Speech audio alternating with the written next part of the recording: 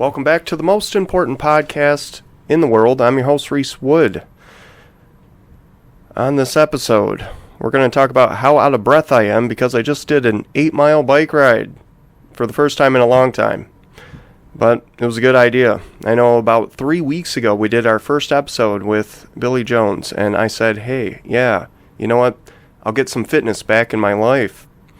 But 3 weeks has passed, and I think the only thing I've done is kick around the ball in the backyard with the kids. And so while it's been something to do that, it's not exactly a fitness routine. But I got out today. It was perfect day for it. 8-mile bike ride down to the Janesville Water Utility Plant. One of the best bike rides probably in Janesville.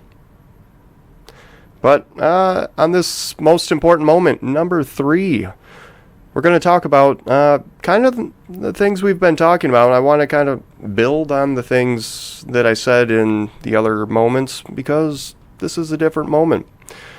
So we're also going to introduce what's called the side view I Wonder camera. Or is it the I Wonder side view camera? I wonder. We're going to introduce that and talk all about that later in this 10 minutes or so that we're doing here. I also wanted to talk about Phil Anderson. We were talking politics, and I'm somewhat of a political person by nature. If you've listened to some of my podcasts, I wouldn't say I grew up a political person, but it definitely became a part of my life. And so the significance of that interview with Phil. A lot of people might be wondering, and here's a good connection before I even get to that. Phil, Yusuf Adama, Billy, these are all people from Janesville and Beloit, right around where I'm living, people from my local community. And what's important about that? What's important about the Beatles all starting in Liverpool? I don't know. But start where everything is where you're familiar, at least when it comes to podcasting.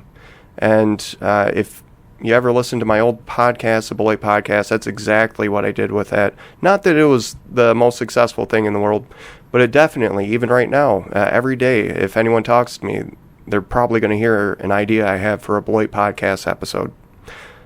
But start where you know, and coincidentally, here in Janesville, in Beloit, in south central Wisconsin, there are probably the most important things going on in the world that we could talk about, imaginable.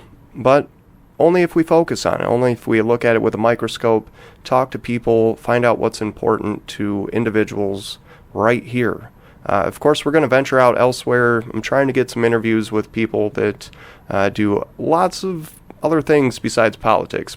But so far, being that it's one of my favorite topics, being that I am somewhat of a political person by nature, I kind of want to talk about the first episode, or the second episode with Phil. On that episode, what you might have missed, I don't know, a lot of people might have did what I probably would have done if I wasn't a libertarian. Would have skipped some of the things that were really available there. So grassroots politics in Wisconsin, a lot of people would say, hey, I've helped a campaign, or I've signed for someone to get on the ballot. And that is very grassroots. But when it comes to the two traditional parties in Wisconsin, it's a little different, especially like we were talking about the campaigns through COVID. It was kind of a make or break moment in that year, in that election cycle. Because if you were a real grassroots person, you found out the hard way that getting signatures just to get on the ballot was near impossible. Whereas we found out with Phil that the traditional parties kind of have an infrastructure, an ability to mail people documents or email people, to reach people because they really have an infrastructure. That makes it really hard for people who are independents or coming out from a non-traditional political aspect in an election. But that's obvious, right? Everyone would say, Reese, we know that. I don't know. It's a little different when you're behind the driver's seat, as I say. But some other things that were really important in that, the thing that Phil mentioned about overall aggression, I'm still wondering if you agree, if you've experienced something like people having a heightened sense of aggression.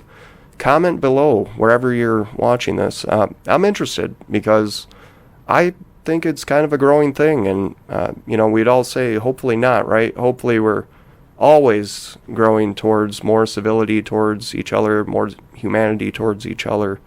But it seems to not be the case, and some people, including myself, wonder why sometimes. Politics definitely play a big part in the humanity and the civility we show towards each other. But wondering, how do you feel about aggression? Is it something you're experiencing more? Comment below. I want to hear your thoughts on that. Moving on to Yusuf Adama. So, lots of perspective in that interview that you could get somewhere. I don't know where, but such a great interview. Why? Because Yusuf is elected as a city council member in a city of about 37,000 people, Beloit, Wisconsin, south central Wisconsin. And I've said for a long time, because I'm the Beloit podcast guy, that Beloit, like a lot of cities, is kind of a measure of what's going on around the country, possibly around the world. But only if we look at it with that microscope. And Yusuf serving on Beloit City Council and being a younger voice in politics, he's really getting a different perspective that I was absolutely interested in, still interested in. So I'm going to be keeping up with Yusuf. Please, if you're not familiar with him, possibly search him out on Facebook, social media. He's an interesting guy in general, because we also talked about activism in that interview. He's done some activism in his life, and that's not something that we all can say. A lot of people would say, I'm not an activist. Activism is something I don't appreciate. For people like that, I definitely say, still check out that interview, because that's what this is all about, getting perspective from someone else who does something that possibly we would never do, or possibly something that we would do but we haven't. Anything. All the stuff that happens in between. So besides that, he did mention 28% of Americans are exercising enough. 28% of us.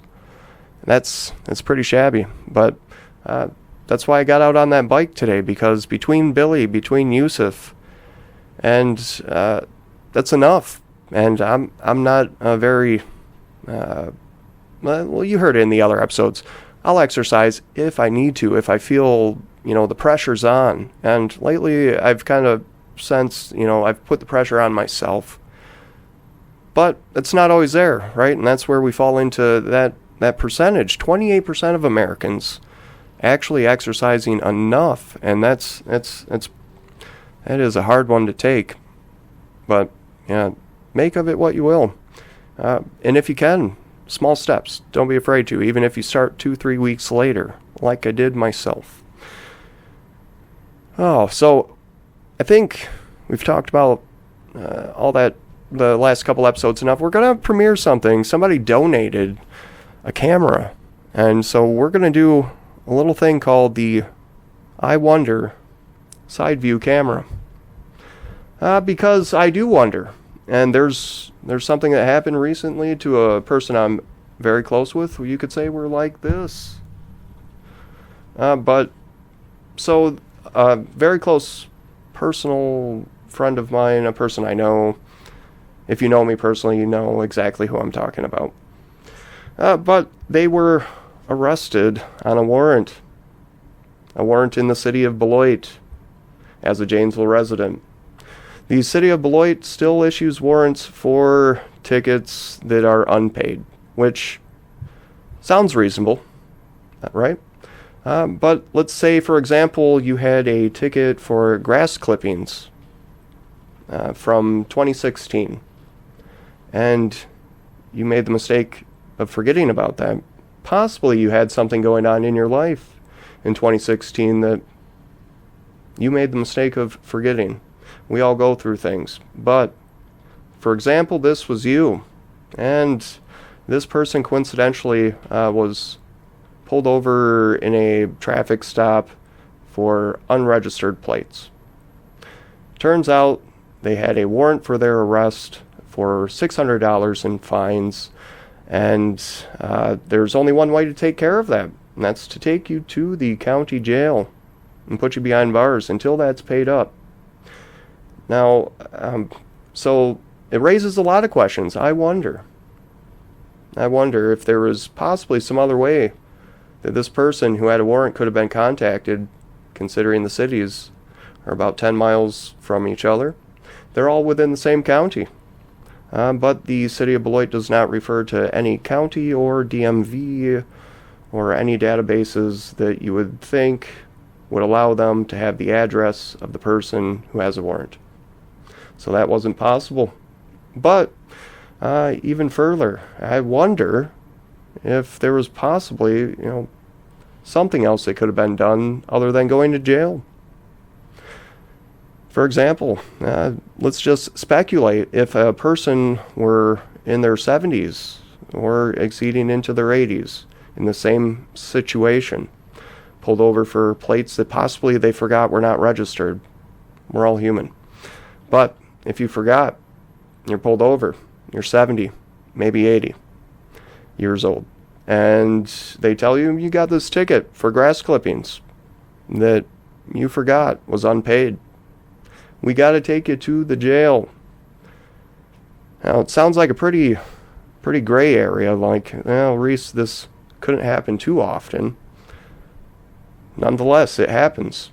And I'm just wondering, what are your thoughts? I wonder. And I'm wondering about something else. We're going to make this a special one because I really wonder sometimes.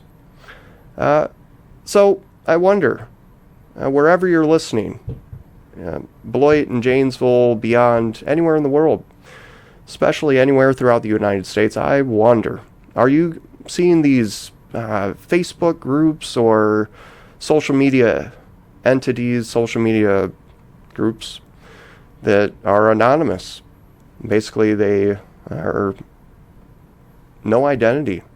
We got one of those here in our area. It's called Eyes on Beloit School Board. And they focus on the matters of the school board in Beloit. And, on the surface, you would probably, one way you could say is this is a good idea, right? Extra eyes on what's going on with school government, local government, right? Because the kids matter, always. But I wonder, is this something going on just not in Beloit, possibly elsewhere? If you're watching this somewhere, comment. I'd be interested. Are there pages like this, groups like this online that are doing similar things? They're pointing out things going on in possibly the school district, possibly somewhere else in local government, but anonymously. Basically, the people that run the page don't want their identities to be known. And just like everything, there's probably a positive way to look at this. I tend to wonder if the outcome or the productivity that comes from this entity is a beneficial one. Myself, I actually got banned, and not a big deal for me, but a lot of people getting banned, and just for saying things. And it could be anybody behind the page. It could be people from the community of any kind, local elected representatives even. Anyone. But they're anonymous. So please, if you're listening, I'm super interested, because this can't be unique just to Beloit. Possibly this is going on elsewhere, but differently, in different ways. And because it's anonymous, a lot of people might not be communicating that. It's kind of the focus of this podcast. Switching back to the front view camera. So, going to wrap this up. And please, comment everywhere you're seeing this. Lots of things I wonder. So much I wonder. But And I hope you do too, because it's interesting times we live in. Lots of different things going on. We're always given a narrative that, this is going on and this is what's most important. That's what's most important. And but really, what's most important to you and me is something in between, and the news probably isn't finding out about it. Might hear about it on social media, but more than anything, I'm interested. Comment below, and we'll see you on the next episode.